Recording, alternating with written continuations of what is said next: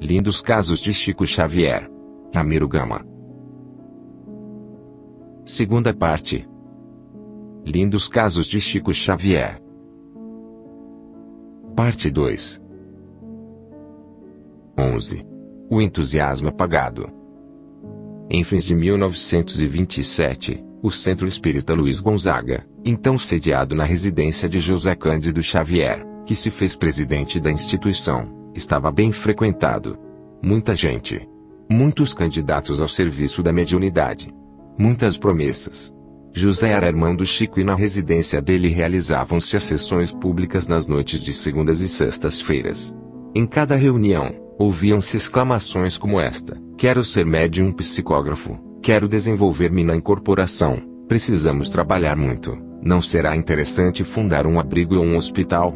O entusiasmo era grande quando, em outubro do mesmo ano, chegou a Pedro Leopoldo, Dona Rita Silva, sofredora mãe com 4 filhas obsidiadas. Vinham ela e o irmão Saul, tio das doentes, da região de Pirapora, zona do Rio São Francisco, no norte mineiro. As moças, em plena alienação mental, inspiravam compaixão. Tinham crises de loucura completa. Mordiam-se umas às outras. Gritavam blasfêmias.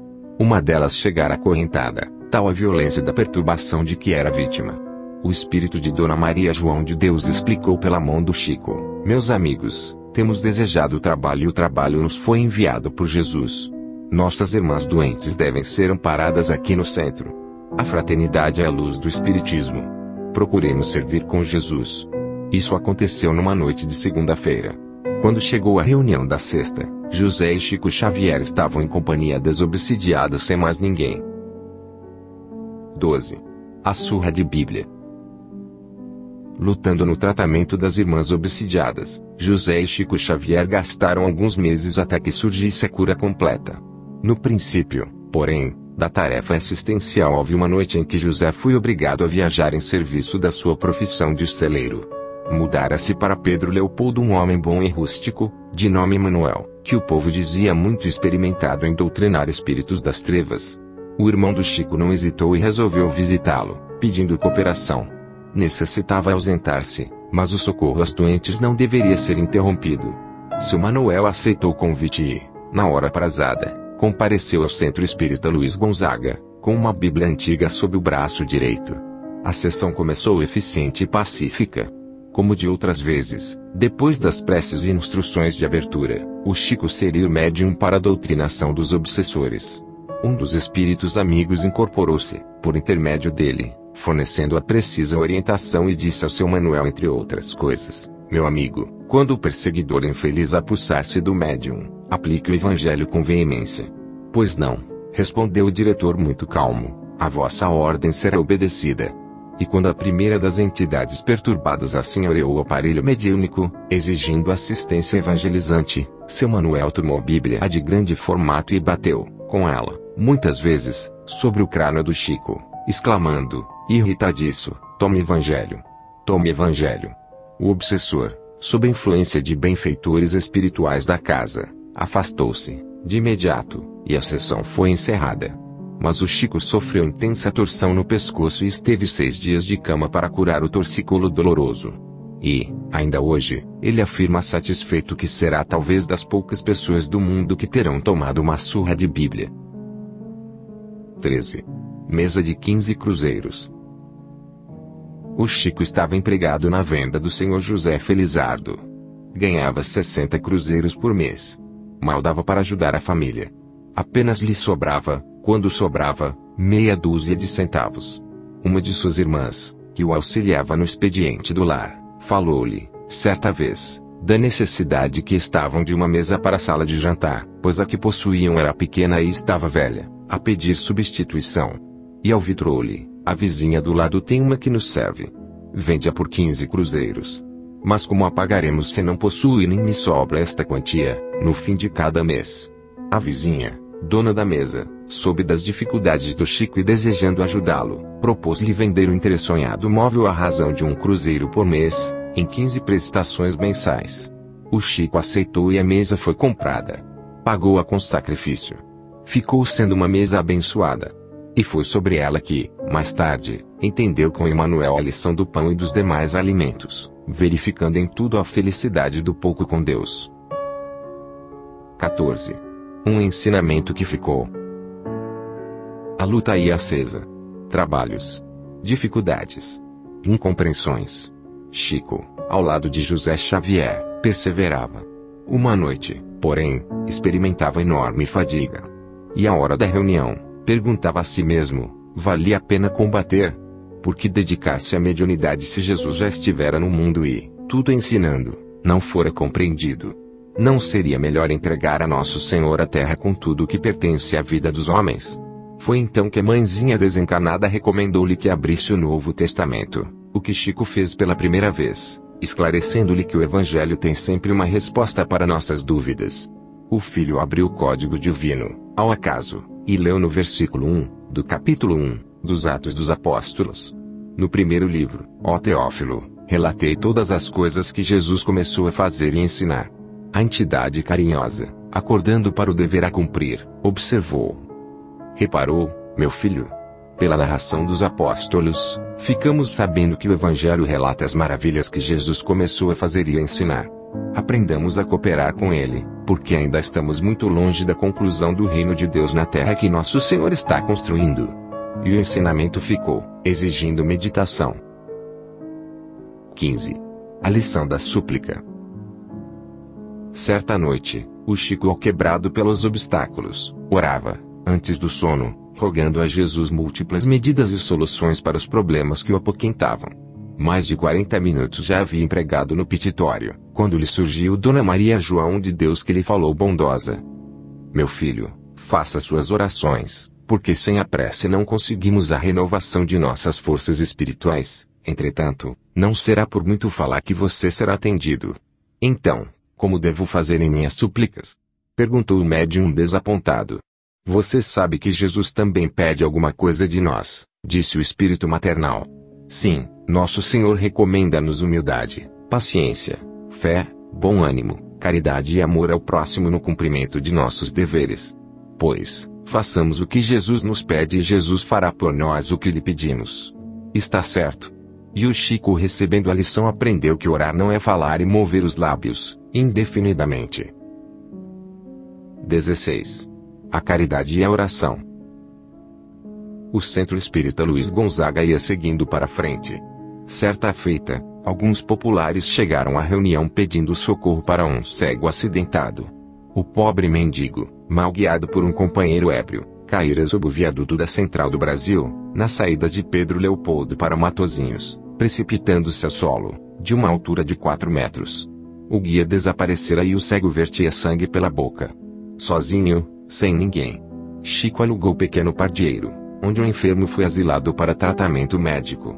Curioso facultativo receitou, graciosamente. Mas o velhinho precisava de enfermagem. O médium velava junto dele à noite, mas durante o dia precisava atender às próprias obrigações na condição de caixeiro do Sr. José Felizardo. Havia, por essa época, 1928, uma pequena folha semanal, em Pedro Leopoldo.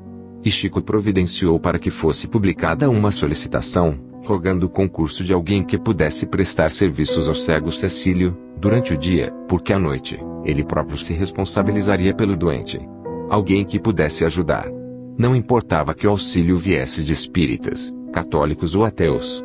6 dias se passaram sem que ninguém se oferecesse. Ao fim da semana, porém, 2 meretrizes muito conhecidas na cidade se apresentaram e disseram-lhe: Chico, lemos o pedido e aqui estamos. Se pudermos servir, como não? Replicou o médium: entrem, irmãs. Jesus há de abençoar-lhes a caridade. Todas as noites, antes de sair, as mulheres oravam com o Chico, ao pé do enfermo. Decorrido um mês, quando o cego se restabeleceu, reuniram-se pela derradeira vez, em prece, com o velhinho feliz. Quando Chico terminou a oração de agradecimento a Jesus, os 4 choravam. Então, uma delas disse ao médium: Chico, a prece modificou a nossa vida. Estamos a despedir-nos. Mudamos-nos para Belo Horizonte, a fim de trabalhar. E uma passou a servir numa tinturaria, desencarnando anos depois, e a outra conquistou o título de enfermeira, vivendo, ainda hoje, respeitada e feliz. 17. A pergunta de Timbira. Joaquim Timbira era uma das entidades que se comunicavam frequentemente nas sessões dos irmãos Xavier.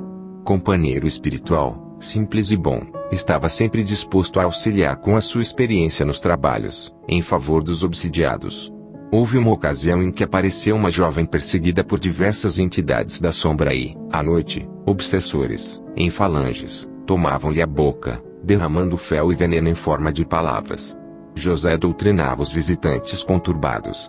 Ia muitos e muitos vinham. E o dirigente conversava. Numa das reuniões, Joaquim Timbira incorpora-se no Chico e aconselha: José, meu filho, convém ensinar o bom caminho aos irmãos sofredores. Entretanto, é preciso doutrinar igualmente a médium. É necessário que a mocinha estude, compenetrando-se dos seus deveres. Mas não será caridade necessária doutrinar os espíritos infelizes? Sim, então, insistiu José Xavier, penso que estou certo, procurando encaminhar a verdade. Nossos irmãos vitimados pela ignorância e pelo sofrimento devem lhes ser atendidos em primeiro lugar. Joaquim Timbira fez uma longa pausa como quem refletia com segurança para responder e considerou: José, toda a caridade feita com boa intenção é louvável diante do céu, mas que será melhor? Curar feridas ou espantar moscas? E a pergunta do amigo espiritual ficou gravada por valiosa lição. 18. O remédio. Chico, nessa noite, estava muito fatigado, quando a hora da prece costumeira, aparece-lhe Dona Maria João de Deus. Minha mãe, roga ao Espírito carinhoso, como fazer para alcançar a vitória no cumprimento de meus deveres. Meu filho, só conheço um remédio: servir. Mas e as dificuldades de entendimento com os outros? Como espalhar as bênçãos do Espiritismo com quem não as deseja, se, às vezes, oferecendo o melhor que possuímos, apenas recolhemos pedradas? Servir é a solução. Entretanto, há pessoas que nos odeiam gratuitamente. Malsinam-nos as melhores intenções, detestam-nos sem motivo e dificultam-nos o mínimo trabalho. Que me diz a senhora? Julga que existe algum recurso para fazer a paz entre elas e nós? Sim, há um recurso: servir sempre. Então, a senhora considera que, para todos os males da vida, esse é o remédio? Sim, meu filho, remédio essencial.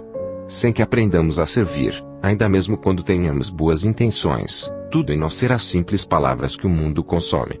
E, depois de semelhante receita, o espírito de Dona Maria retirou-se como quem não tinha outro remédio a ensinar. 19. A água da paz. Em torno da mediunidade, improvisam-se, ao redor do Chico, acesas discussões. É, não é. Viu, não viu.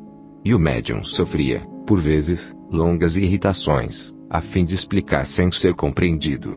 Por isso, à hora da prece, achava-se quase sempre desanimado e aflito.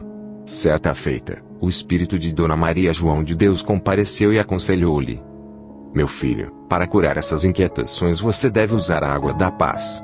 O médium, satisfeito, procurou o medicamento em todas as farmácias de Pedro Leopoldo. Não o encontrou. Recorreu a Belo Horizonte.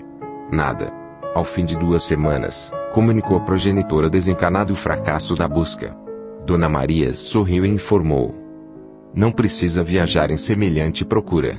Você poderá obter o remédio em casa mesmo. A água da paz pode ser a água do pote. Quando alguém lhe trouxer provocações com a palavra, beba um pouco de água pura e conserve-a na boca. Não a lance fora, nem a engula. Enquanto perdurar a tentação de responder, guarde a água da paz, banhando a língua. O médium baixou, então, os olhos, desapontado. Compreendera que a mãezinha lhe chamava o espírito à lição da humildade e do silêncio. 20. A visita de Casimiro.